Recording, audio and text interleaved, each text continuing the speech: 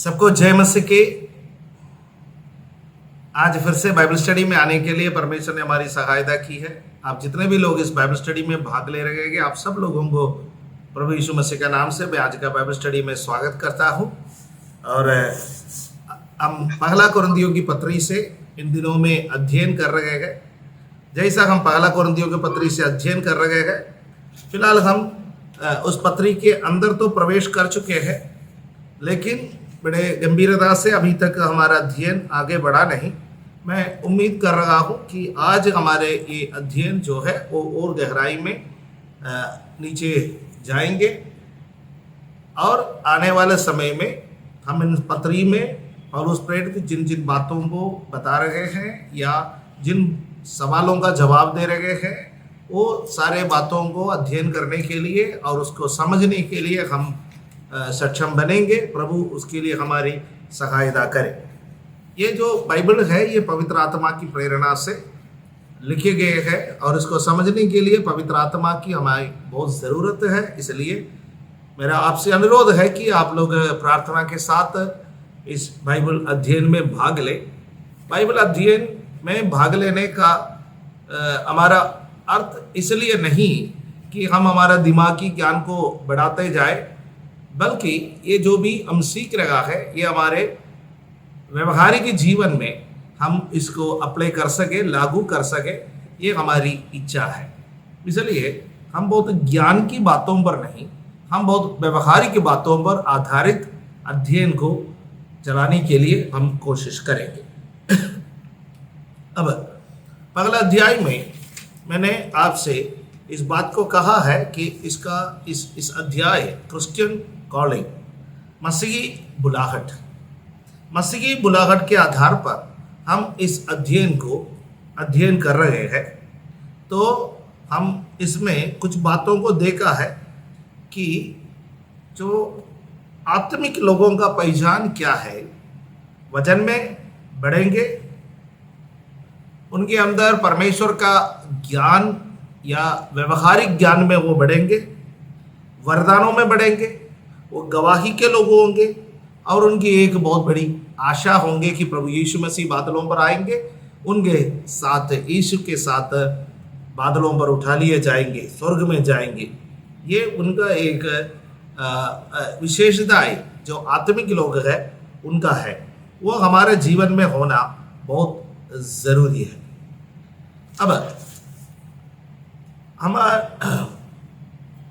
आज मैंने पिछले सप्ताह में जगह छोड़ा, वहीं से आपको आगे लेकर के चलना चाहता हूँ कि कुछ आयतों को पढ़ करके मैं आपके सामने एक्सप्लेन करना चाहूँगा। कुछ पदों को हम खास तौर से पढ़ेंगे। पहले हम पहला कुरिन्थियों का पहला अध्याय उसका 5वां पद को पढ़ेंगे। पहला कुरिन्थी पहला अध्याय उसका 5वां पद को पढ़े कि उसमें होकर तुम हर बात में अर्थात सारे वचन और सारे ज्ञान में धनी किए गए कि मसीह की गवाही तुम में पक्की निकली। यहाँ पर लिखा है यीशु मसीह में हम धनी किए जाए, धनी बन जाए, रिच इन क्राइस्ट। मसीह में हमें धनी बनना है। धनी बनने की इच्छा तो सबके अंदर है? कैसे पैसा कमा सकता है, कैसे उन्नति पाना है, इस बात के बारे में लोग खोजते रहते हैं। पर मसीह में धनी बनना, एक विश्वासी मसीह में धनी बनना है। मसीह में कैसे धनी बनना, उसके बारे में जब आप सोचेंगे तो आपको पता चलेगा अधिक वचन जिसके अंदर आएंगे, मसीह हमारे अंदर आएंगे। वचन में बढ़ना, मसीह में बढ़ना, वचन ज्यादा आना, मसीह ज्यादा आना। जितना मसीह हमारे अंदर ज्यादा आएंगे उतना हम मसीह में धनी होते जाएंगे। और वचन हमें सिखाते हैं कि हम मसीह में धनी होते जाए। राइट? ये बात को हमें याद रखने की जरूरत है कि हम मसीह में धनी हो जाए। क्या वास्तव में हम मसीह में धनी हैं? बहुत सारे लोग अपने आप को विश्वासी कहते हैं, चर्च जाने वाला कहते हैं। क्या पर्याप्त मात्रा में हमारे अंदर परमेश्वर का वचन का ज्ञान है? परमेश्वर का वचन पर्याप्त मात्रा में हमारे हृदय में हम संग्रह करके रखा है? इस संसार में किसको धनी कहते हैं?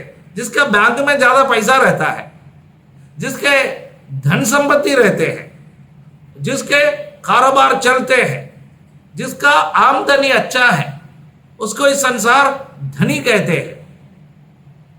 उसके पास एक भंडार होगा, कुछ ना कुछ उन्होंने संभाल के इधर उधर रखा होगा।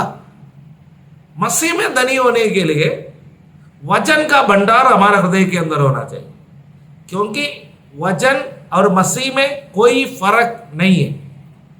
बाइबल में हम पढ़ते हैं कि वचन देहधारी हुआ, वही वचन हमारे बीच में रहा है।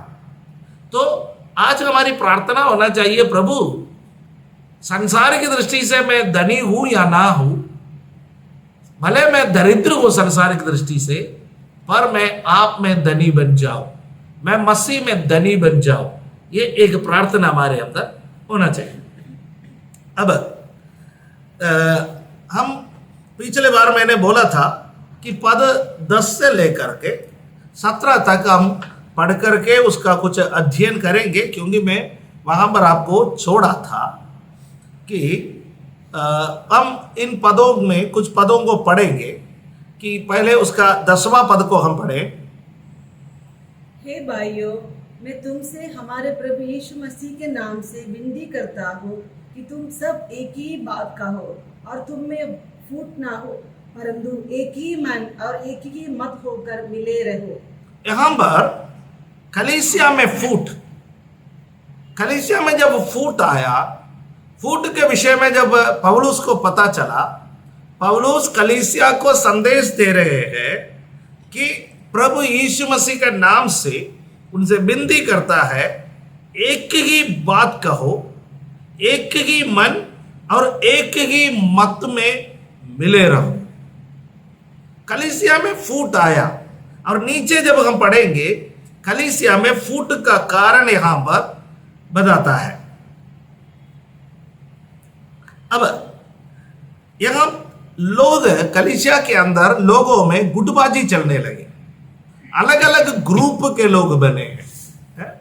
हम ये बात जो है राजनीतिक पार्टियों में एक आम बात है, क्योंकि राजनीतिक पार्टियों में बहुत सारे नेताएं होते हैं और बहुत सारे नेताओं के बहुत सारे उनके फॉलोअर्स होते हैं, और वे लोग अपने अपने नेता के समर्थन में रहते हैं, है ना।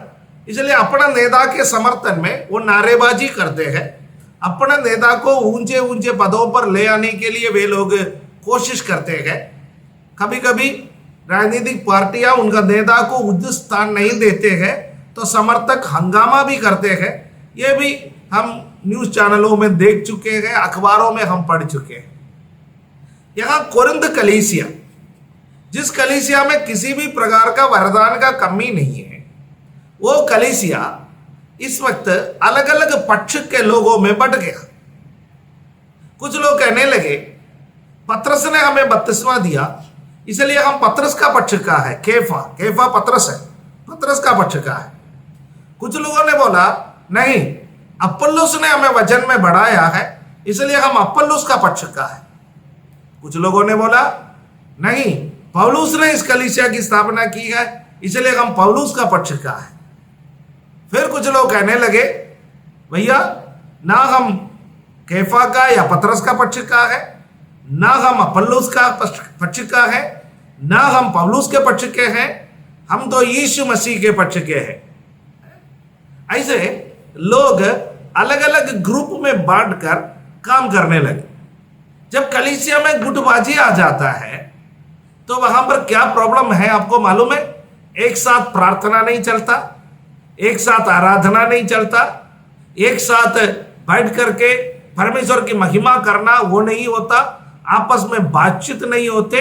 अपने अपने ग्रुप में कलीसिया बढ़ जाएंगे, विश्वासी जन अपने अपने नेता के पक्ष में रहते हैं, एक दूसरे के खिलाफ बुराई भी करने लगते हैं, है ना।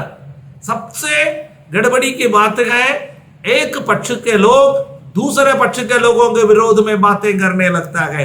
वो कलीसिया का फायदा के लिए नहीं है, वो कलीसिया में नुकसान आते हैं। आजकल भी हम जब सोचेंगे कि यहां पर अलग अलग प्रभु के दासों का पीछे चलने वाले लोग हैं। कुरिन्थ कलीसिया भी ऐसा ही थे। कुरिन्थ कलीसिया, उस कलीसिया को परमेश्वर ने मसीह के संगति में बुलाया है। मसीह के संगति में, जिस कलीसिया को परमेश्वर ने मसीह के संगति में बुलाया, वो कलीसिया अब अलग अलग पास्टरों के संगति करना चाहता है। कितने हास्यास्पद बात है ये, कितने दुख की बात है ये कि परमेश्वर को देख करके विश्वास जीवन में आए हुए लोग अब अगुवे को देख करके चलने लगे। इन दिनों में परमेश्वर के दासों के फैंस क्लब बन रहे हैं। मैं इस प्रभु के दास का पक्ष में हूं, मैं इस प्रेरित का पक्ष का हूं, मैं इस भविष्यद्वक्ता का पक्ष का हूं, मैं फिला का पक्ष का हूं, मैं फिला का पक्ष का हूं। ये तो पहले समय पर फिल्मी स्टारों के साथ होता था, फिल्म स्टार के फैन क्लब्स बनते थे। लेकिन आजकल परमेश्वर के दासों के फैंस क्लब बनने लगे। वो अपने अपने समर्थकों की संख्या बढ़ाने लगे। यूट्यूब में उनको ज्यादा व्यूअर्स चाहिए, उनको ज्यादा लाइक करने वाले लोग चाहिए, उनको ज्यादा कमेंट करने वाले लोग चाहिए। इस चक्कर में यीशु को लोग भूल गए, यीशु के उपदेशों को लोग भूल गए, यीशु के वचनों को लोग भूल गए। इसलिए इस बात को आप ध्यान रखिएगा कि यहां पर हम देख सकते हैं कि जब कलीसिया में फूट आ गए, कलीसिया में अलग अलग गुट के लोग बन गए, अलग अलग पक्ष के लोग बन गए,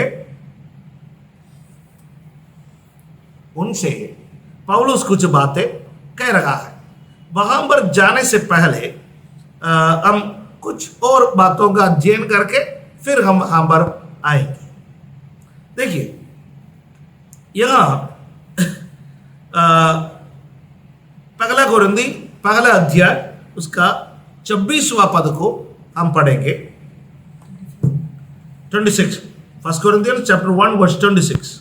हे भाइयों, अपने बुलाए जाने को तो सोचो कि ना शरीर के अनुसार बहुत ज्ञानवान और ओके, ना बहुत अपने सामर्थी। बुलाए जाने के अनुसार सोचो।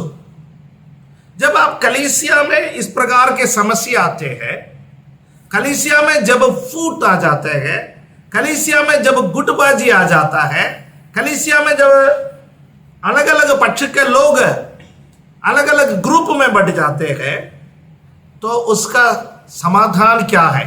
फिर एकता में आने का समाधान क्या है? एकता में आने का समाधान अपने बुलाहट को समझो। परमेश्वर ने हमें बुलाया है और इस अध्याय में बुलाहट के बारे में कहने वाले 3 वचन हैं। वो 3 वचनों को मैं आपके सामने रखना चाहता हूं बुलाहट के बारे में। पहला, दूसरा पद को जरा पढ़िए। दूसरा पद में हमारा बुलाहट के विषय में लिखे है, परमेश्वर की उस कलीसिया के नाम जो कुरिन्थुस में है, अर्थात उनके नाम जो मसीह यीशु में पवित्र किए गए और पवित्र होने के लिए बुलाए गए हैं। सबसे पहली बात है, कलीसिया, परमेश्वर ने हमें बुलाया है पवित्र ठहराने के लिए, पवित्र किए जाने के लिए।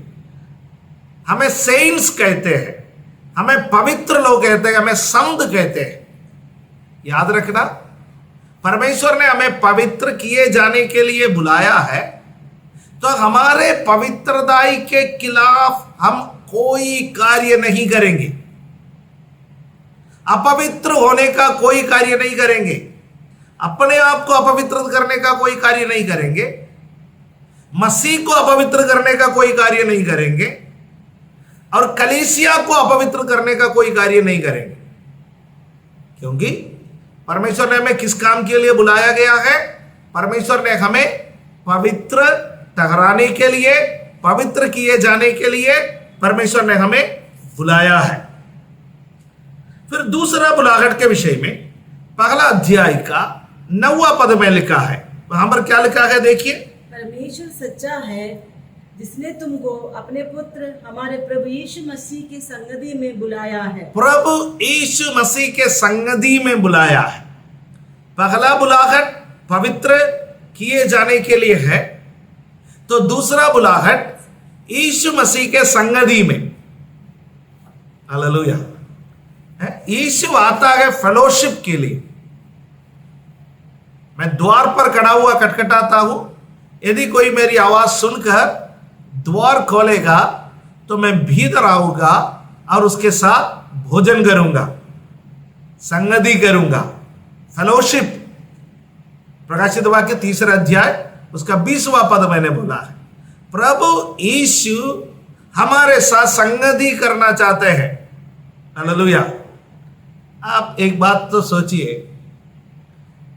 हम लोग अक्सर कहते हैं कि परमेश्वर ने मनुष्य से आराधना चाहते हैं, आराधना करने के लिए परमेश्वर ने मनुष्य को बनाया है, बुलाया है।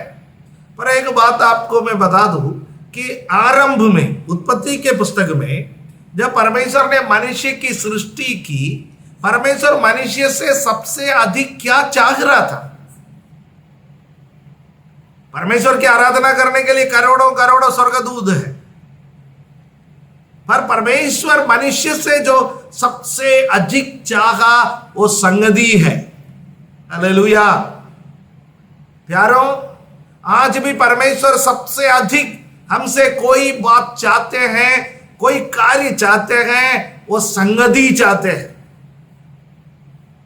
मैं जब भी लोगों से मिलते हैं, मैं लोगों से ये पूछता हूं कि आप डेली बाइबल पढ़ते हो? बहुत कम लोग उसमें मुझे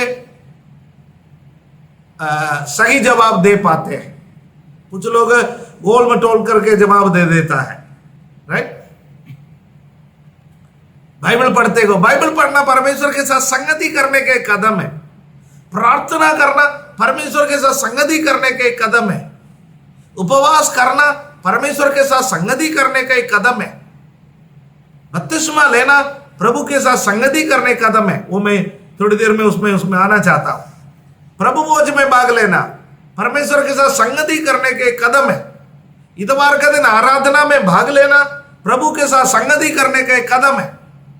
परमेश्वर ने हमें उसके साथ संगति करने के लिए बुलाया। और याद रखिए, जिस वक्त आदम और हव्वा परमेश्वर के साथ संगति करने में फेल हो गए, पाप उनके जीवन में आए, मनुष्य पतित हो गए, और प्रतिदिन परमेश्वर का इंतजार वे लोग करते थे, और अब परमेश्वर का इंतजार वे कर नहीं रहे गए, बल्कि परमेश्वर आने से वे डरने लगे।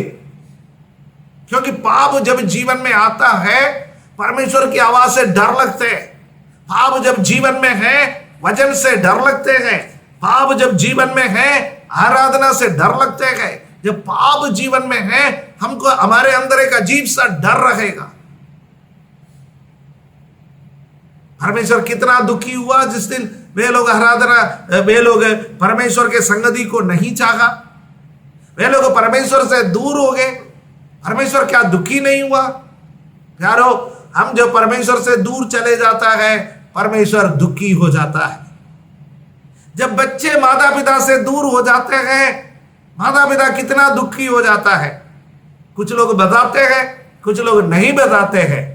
कुछ लोग बच्चों का भविष्य समझ करके वो सारे बातें भूल जाता है, सारे गम पी जाते हैं, और सारे बातों को भूल करके खुश रहने का कोशिश करता है। पर जब कभी भी बच्चे माता पिता से दूर चले जाते हैं, माता पिता खुश नहीं रहते हैं, माता पिता को बहुत दुख लगता है। सांसारिक रूप से यदि हमारे माता पिता को हम दूर चले जाने से, या हम माता पिता के हमारे बच्चे दूर चले जाने से हमको दुख लगता है, तो आत्मिक तौर से सोचिए, हमारा सृष्टिकर्ता परमेश्वर जो हमारा अनंत काल का पिता, उनसे जब हम दूर चले जाते हैं, वो परमेश्वर को कितना दुख लगता होगा। इसलिए दूसरी बुलाहट, परमेश्वर ने हमें अपने संगति में बुलाया है। पहली बुलाहट है पवित्र होने के लिए बुलाया, दूसरा बुलाहट परमेश्वर ने हमें अपने संगति में बुलाया, और तीसरा बुलाहट के बारे में पहला अध्याय का 24वां पद में लिखा है, 124 चैप्टर 1 वर्स 24 में लिखा है, परंतु जो बुलाए हुए हैं, क्या यहूदी क्या यूनानी, उनके निकट मसीह परमेश्वर की सामर्थ और परमेश्वर का ज्ञान है। हालेलुया। यहां पर लिखा है कि परमेश्वर का सामर्थ और परमेश्वर का ज्ञान। उसका क्या अर्थ है? हमें जो परमेश्वर ने बुलाया है, परमेश्वर ने हमें इसलिए बुलाया कि परमेश्वर का सामर्थ और परमेश्वर का ज्ञान को हम पर प्रकट करे। परमेश्वर अपना ज्ञान को और अपना सामर्थ्य को मनुष्य के अलावा किसी को प्रकट नहीं किया। बाकी सारे चीजें परमेश्वर की सृष्टि है, पर मनुष्य को परमेश्वर ने अपने संतान के रूप में बनाया है, और उस संतान के ऊपर परमेश्वर ने अपनी महिमा और अपना ज्ञान को प्रकट किया है। तो उसको हम बता सकते हैं कि परमेश्वर ने हमें इसलिए बुलाया है कि हम उसकी महिमा करें, to glorify him। हम उसकी महिमा करने के लिए परमेश्वर ने हमें बुलाया है। तो मैंने 3 बातें आपसे कहा। परमेश्वर ने हमें क्यों बुलाया? कॉल टू बी होली, पवित्र होने के लिए, पवित्र ठहराने के लिए, पवित्र किए जाने के लिए परमेश्वर ने हमें बुलाया। फिर परमेश्वर ने हमें क्यों बुलाया? कॉल्ड इनटू फेलोशिप, संगति में बुलाया है। परमेश्वर चाहता है कि हमारे साथ संगति करे, इसलिए परमेश्वर ने हमें बुलाया। और तीसरी बात, कॉल टू ग्लोरीफाई गॉड, परमेश्वर की महिमा करने के लिए, परमेश्वर का ज्ञान और महिमा को हम पर प्रकट करने के लिए परमेश्वर ने हमें बुलाया है।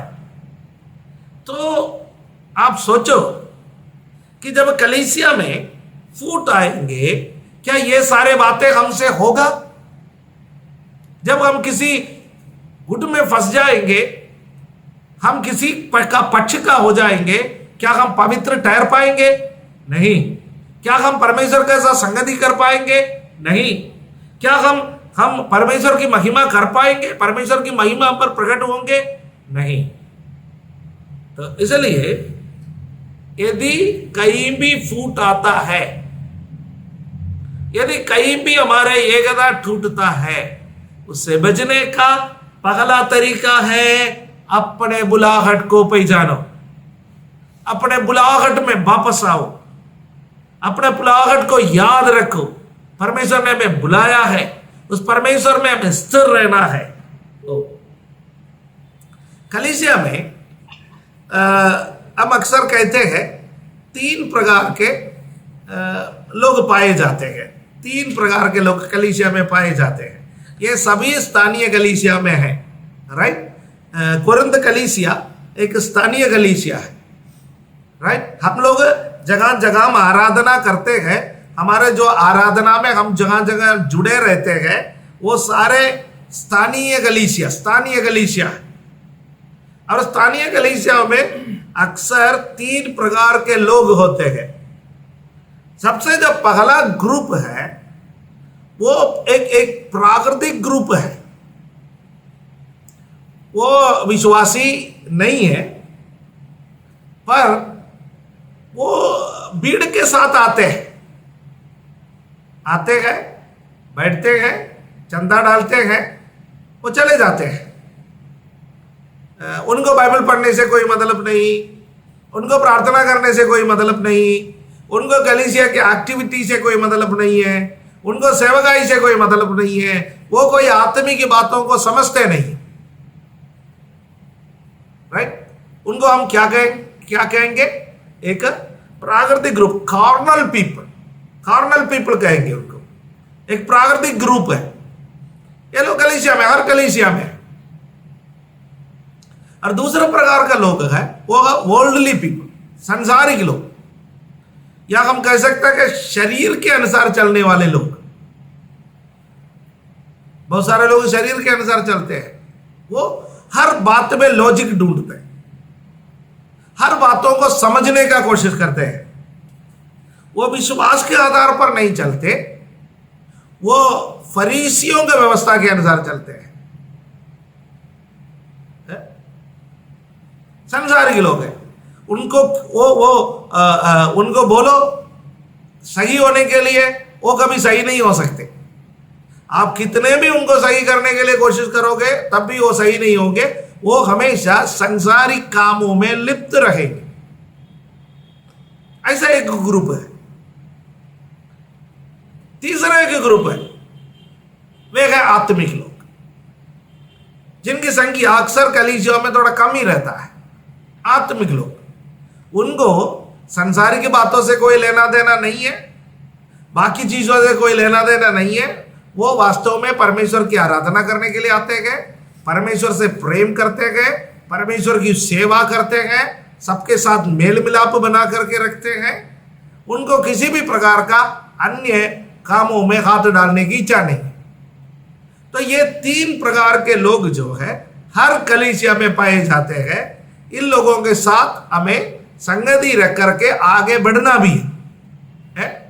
यदि आप सोचोगे कि नहीं, मैं हमारा कलीसिया 100% आत्मिक लोगों की कलीसिया हो, यह तो कभी संभव नहीं है। यीशु मसीह ने क्या कहा? दो लोग खेत पर रहेंगे, एक को तो उठा लिया जाएगा, दूसरे को छोड़ दिया जाएगा।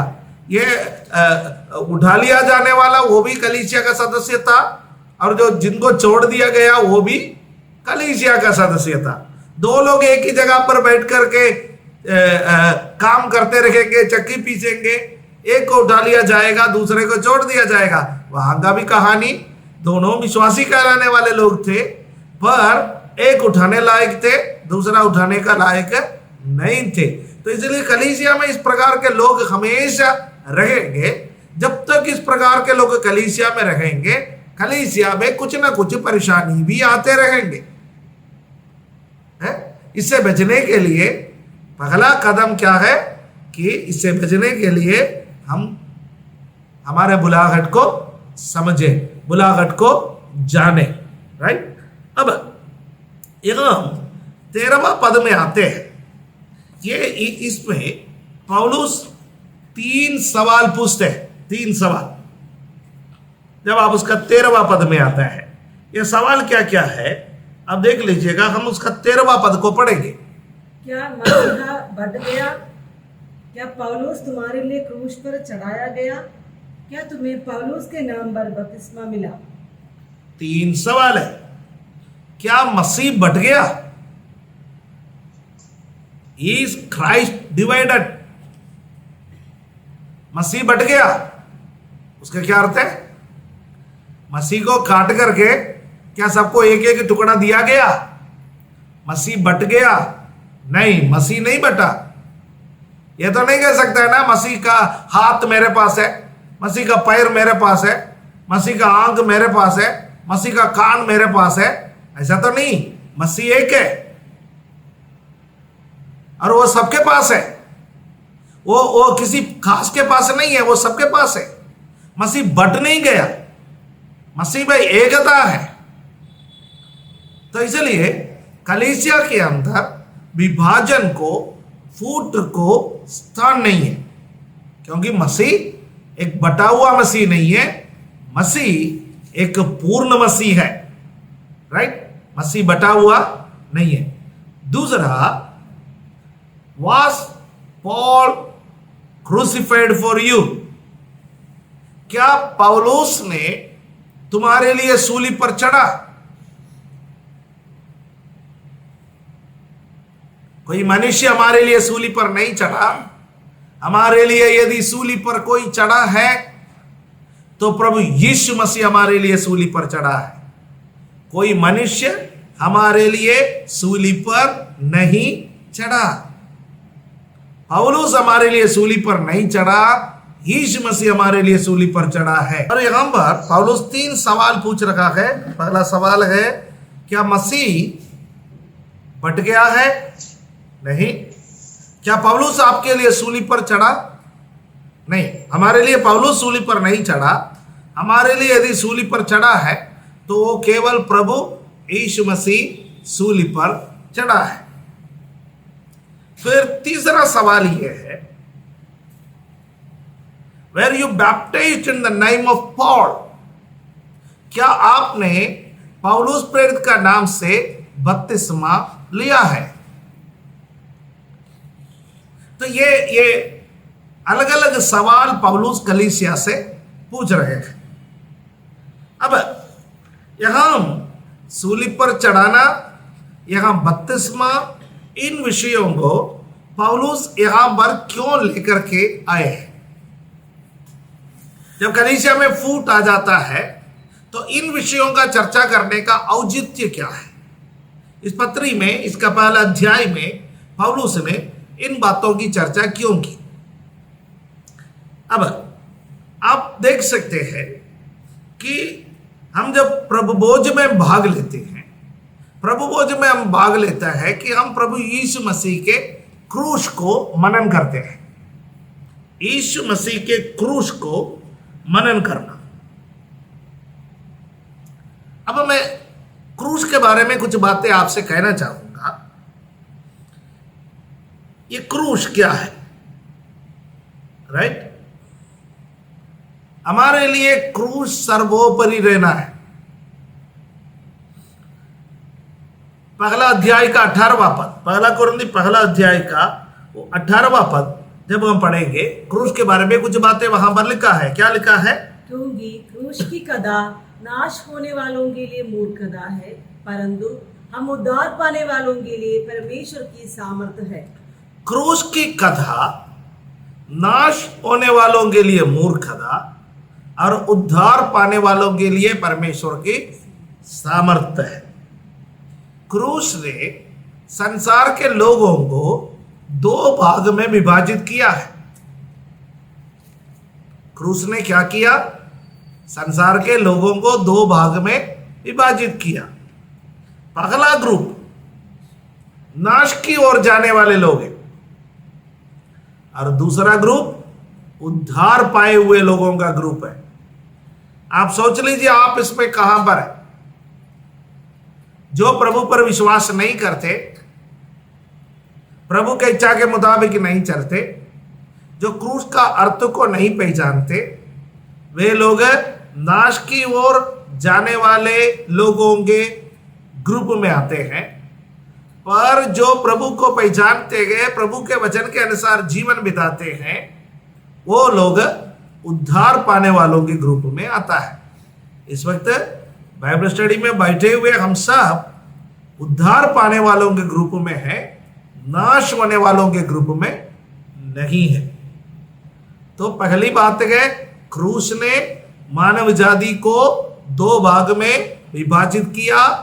पहला नाश होने वालों का समूह, दूसरा उद्धार पाने वाले लोगों का समूह।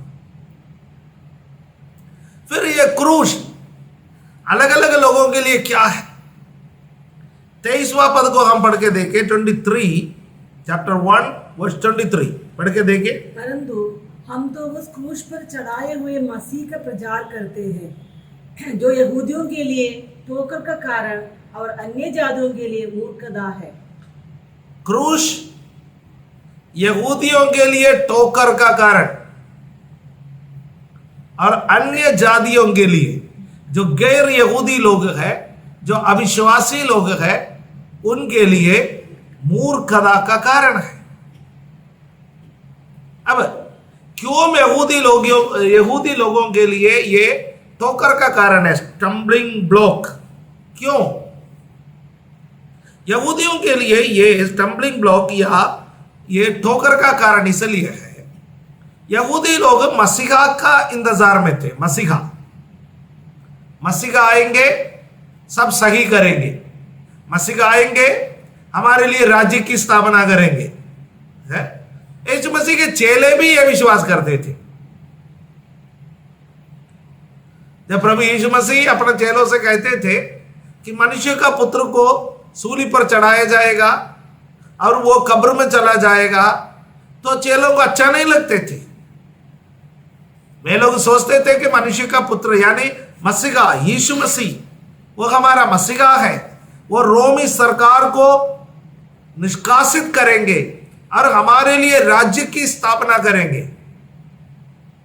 यहां तक कि प्रभु यीशु मसीह के मृत्यु और यीशु मसीह के पुनरुत्थान के पश्चात स्वर्गारोहण से पहले वे जैतून पर्वत पर थे, तो चेले यीशु मसीह से पूछने लगे कि आप इस्राएलियों के लिए राज्य की स्थापना कब करेंगे। यीशु ने कई बार कह चुका है, मेरा राज्य सांसारिक नहीं, मेरा राज्य आत्मिक है। पर वे लोग इस बात को नहीं समझ सके।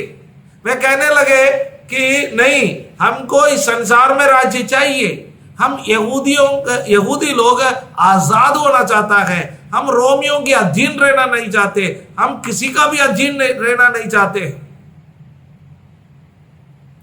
यहूदी लोग देशभक्त लोग, यहूदी लोग अपना संस्कृति से प्यार करने वाले लोग, और क्रूस की मृत्यु उन दिनों में सबसे श्रापित मौत माना जाता था, सबसे निचले किस्म का मौत माना जाता था।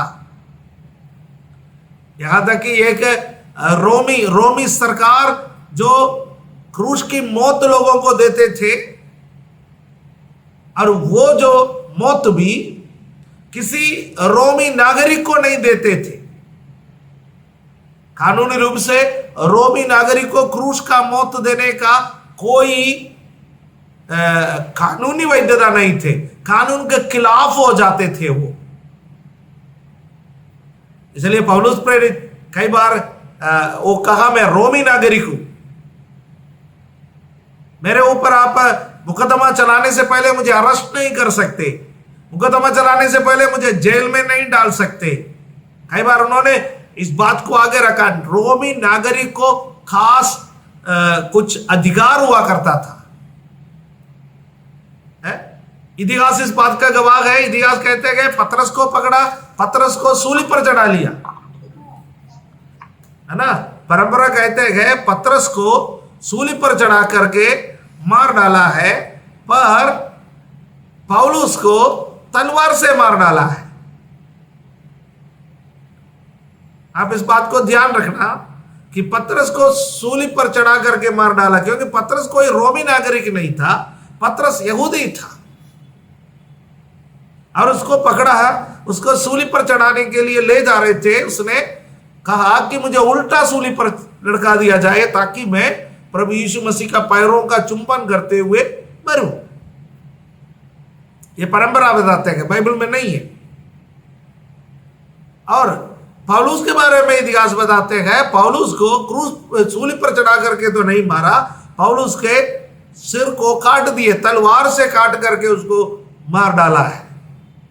तो रोमी नागरिक का अधिकार हुआ करते थे, और जो रोमी नागरिक से अलग होते थे उनको सूली पर चढ़ाते थे, और सूली पर चढ़ा करके किसी को मारने का सबसे निचले स्तर का मौत, सबसे शर्मनाक मौत, सबसे श्रापित मौत माना जाता था।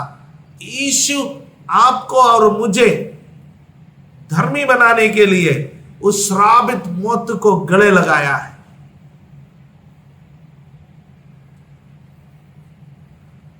और यहूदी लोग ऐसा मसीहा पर विश्वास करना नहीं चाहते थे कि जो सबसे निचले किस्म का मौत मरा हो।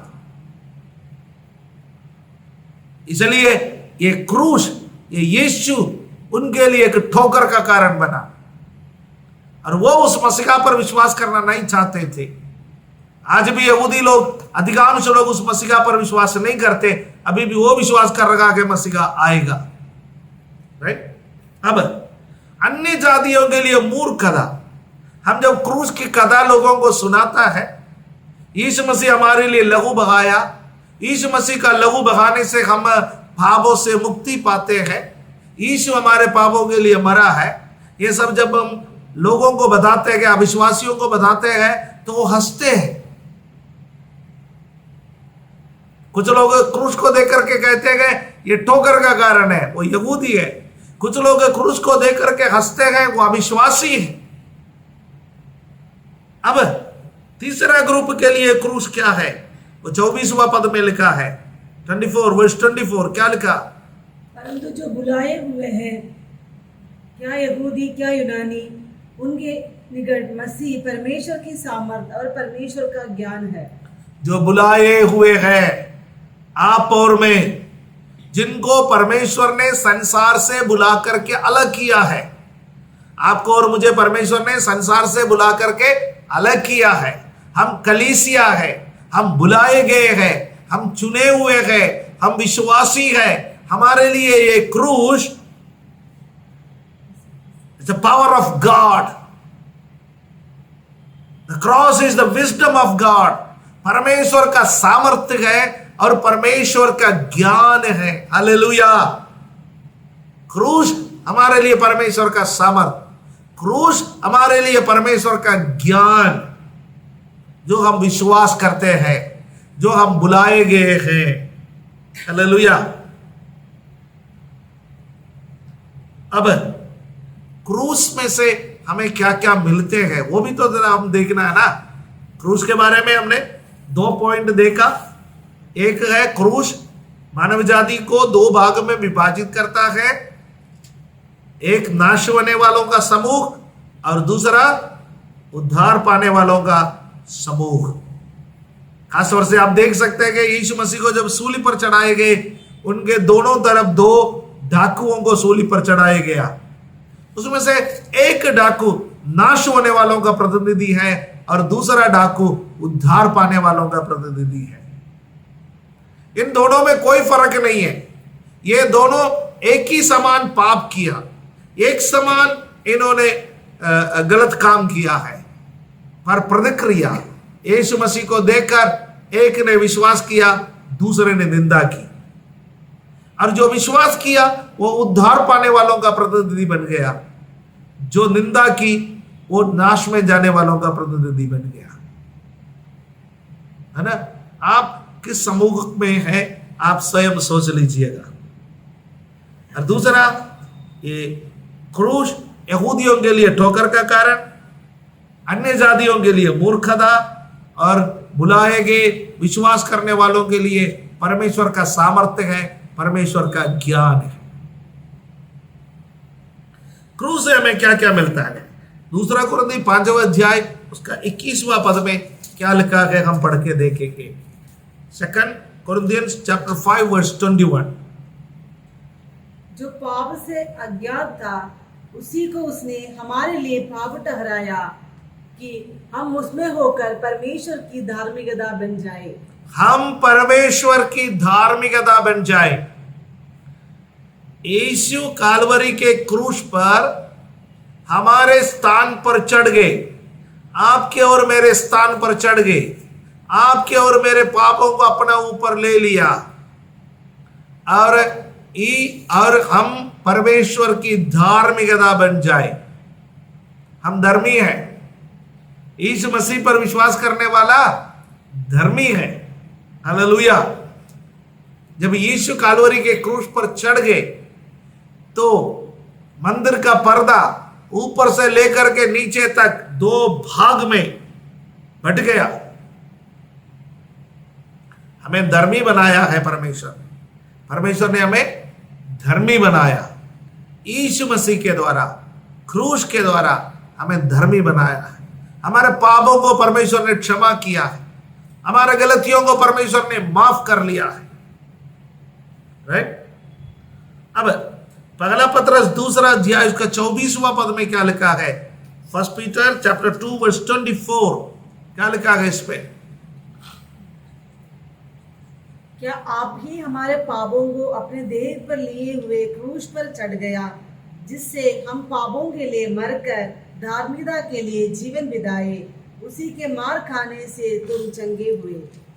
उसी के मार खाने से तुम चंगे हुए। यीशु मार खाने से, यीशु कोड़े खाने से हम चंगे हो गए हैं। ये ना केवल हमारा शारीरिक चंगाई के बारे में बात कर रहा है, ये हमारा आत्मिक चंगाई के लिए भी बात कर रहे हैं। चंगाई केवल शरीर में ही नहीं, चंगाई आत्मा को चाहिए, चंगाई मन को चाहिए, चंगाई जीवन का हर क्षेत्र में चाहिए। जीवन का हर क्षेत्र में हमें चंगा करने के लिए यीशु कोड़े खाए। Hallelujah. By his stripes we are healed। वो कोड़े खाने से, वो मार खाने से हम चंगे हो गए हैं। अब तीसरा, पहला पत्रस तीसरा अध्याय इसका 18वां पद, 1 Peter chapter 3 verse 18। इसलिए कि मसीह ने भी अर्थात अधर्मियों के लिए धर्मी ने पापों के कारण एक बार दुख उठाया, ताकि हमें परमेश्वर के पास पहुंचाए। वे शरीर के भाव से तो घात किए गए, पर आत्मा के भाव से जिलाए गए। हमें परमेश्वर के पास पहुंचाए। परमेश्वर के पास पहुंचने का कोई रास्ता नहीं था। है?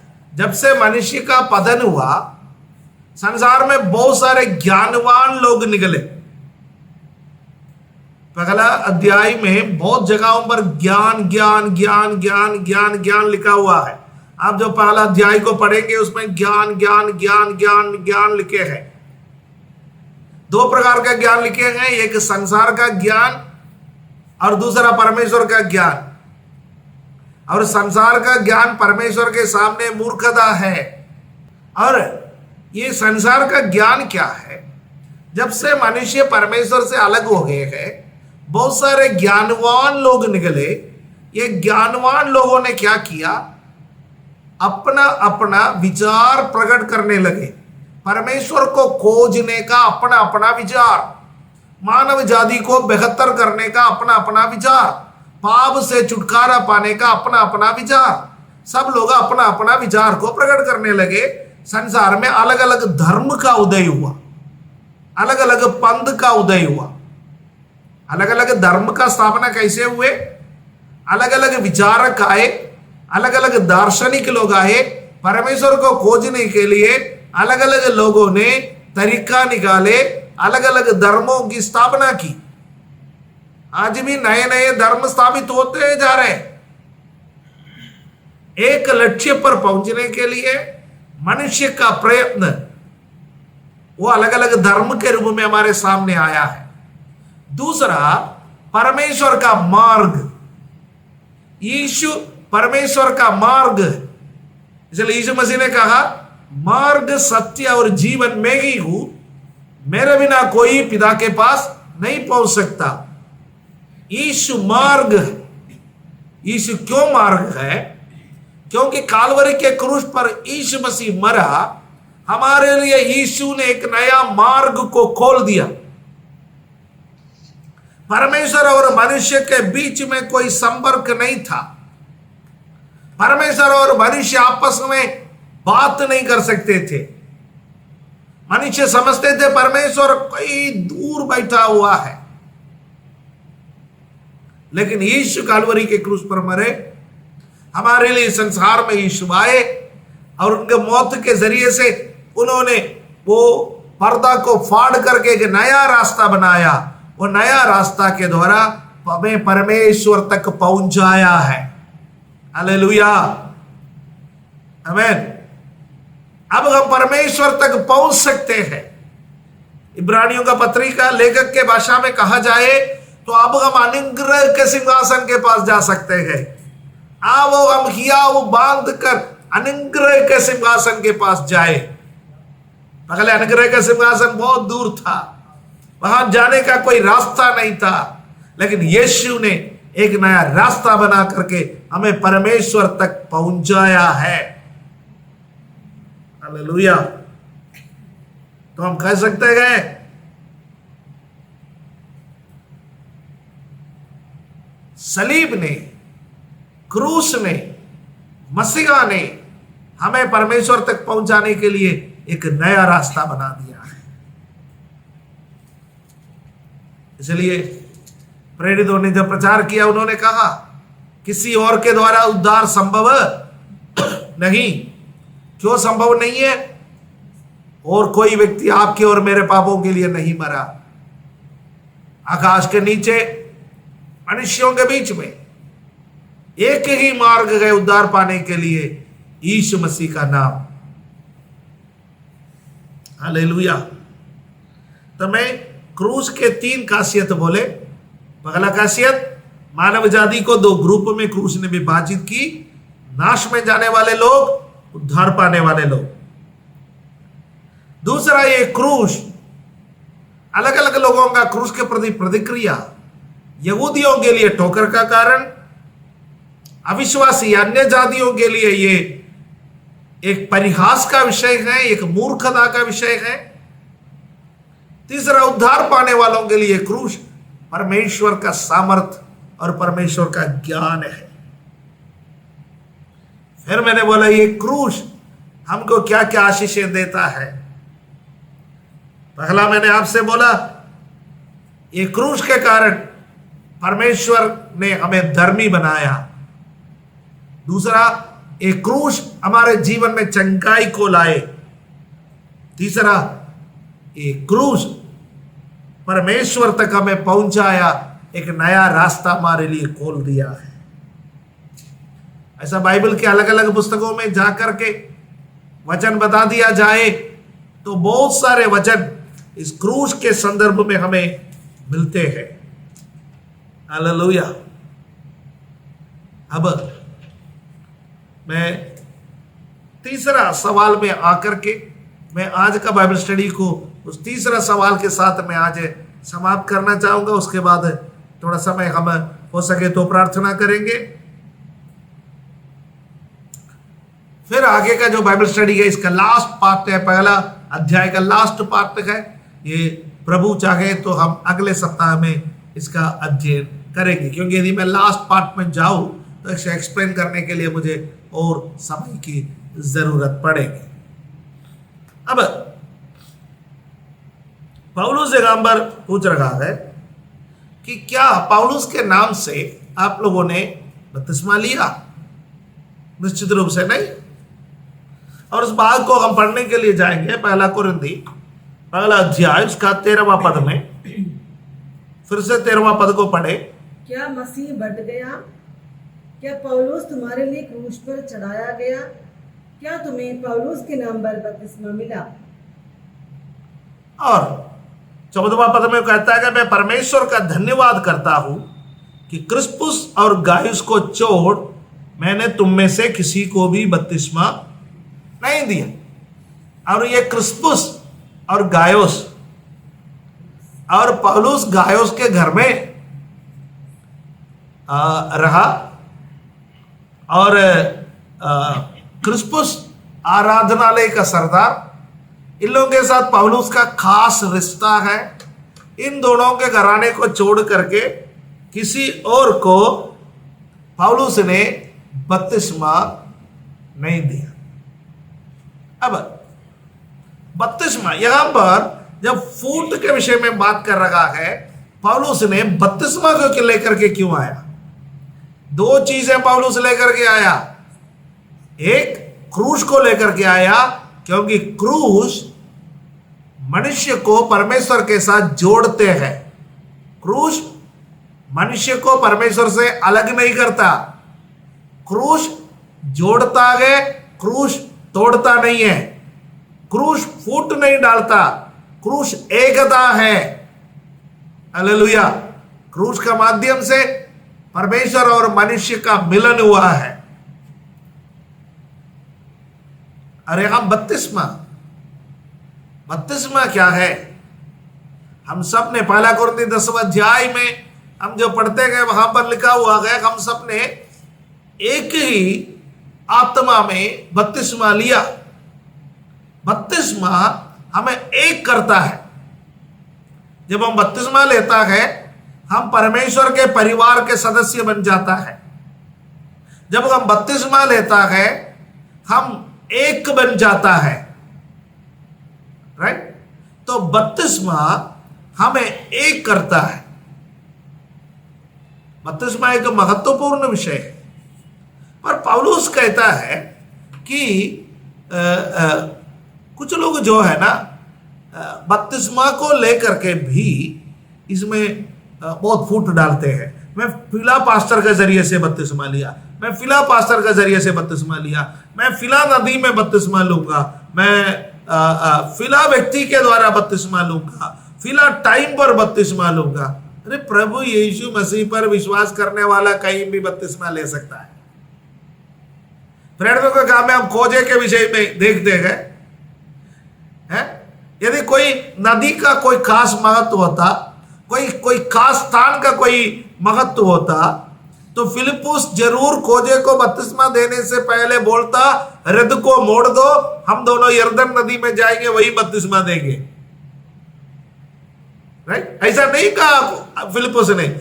खोजे ने बोला यहां पानी है, फिलिपुस ने बोला था बपतिस्मा के लिए पानी चाहिए, डुबकी वाला बपतिस्मा है, पानी चाहिए।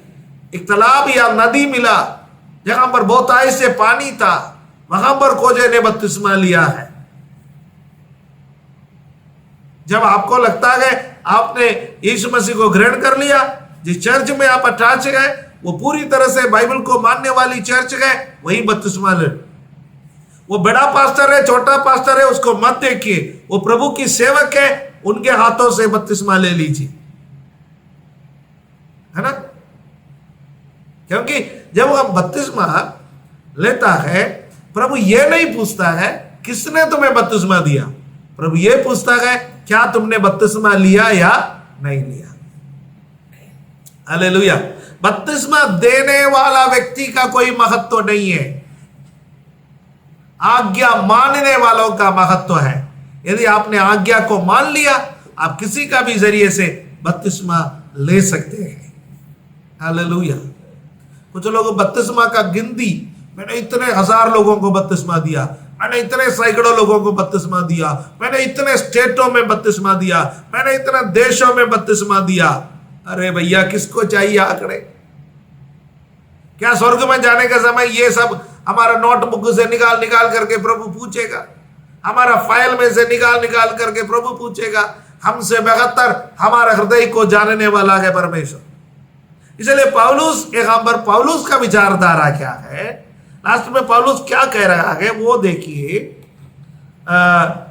15वां पद में, कहीं ऐसा ना हो कि कोई कहे कि तुम्हें मेरे नाम पर बपतिस्मा लिया। मेरे को कोई इच्छा नहीं है मैं पतरस से ज्यादा बपतिस्मा दूं, या यूहन्ना से ज्यादा बपतिस्मा दूं, या और लोगों से ज्यादा बपतिस्मा दूं, मेरा कोई इच्छा नहीं है। फिर मेरी इच्छा क्या है? हाँ, 16वां पद में, हर हाँ मैंने स्तिफनस के घराने को भी बपतिस्मा दिया, इनको छोड़ नहीं जानता कि मैंने किसी और को बपतिस्मा दिया। अब एक और व्यक्ति का नाम लिखते लिखते पौलुस को याद आ गया है? पहले क्रिस्पस और गायुस के बारे में बोला, उसके बाद बोल रहा है यहाँ पर स्तिफनस के घराने को भी मैंने बपतिस्मा दिया है, क्योंकि मसीह ने मुझे बपतिस्मा देने को नहीं वरन सुसमाचार सुनाने को भेजा, और ये भी शब्दों के ज्ञान के अनुसार नहीं, ऐसा ना हो कि मसीह का क्रूस वर्त ठहरे।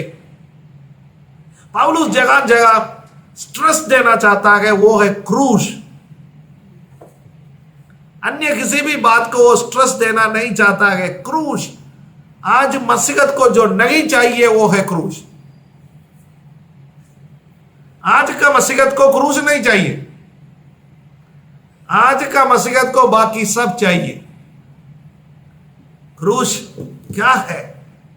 क्रूस कष्ट को दर्शाता है, क्रूस त्याग को दर्शाता है, क्रूस बलिदान को दर्शाता है, क्रूस निंदा को दर्शाता है, क्रूस अपमान को दर्शाता है। चाहिए किसी को?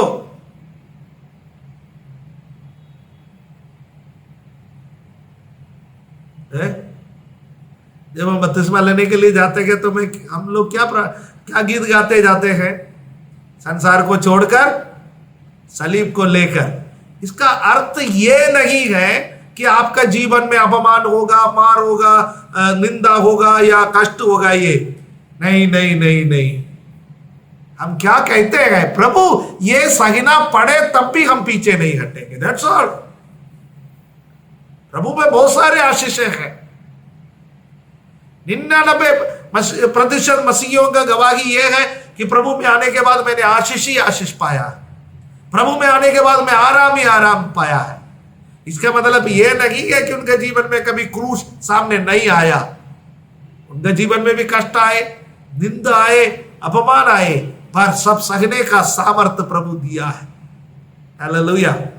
आज हम भी क्रूस को ऊंचा करने वाला बने, पौलुस के समान क्रूस पर चढ़ाए गए मसीह का मैं प्रचार करने वाला बनूं, मैं क्रूस को ऊंचा करने वाला बनूं। मेरे लिए यीशु सर्वोपरि है, यीशु का क्रूस मेरे लिए सर्वोपरि है। उसमें से आने वाला आशीष है वो मैं पाना चाहता हूं।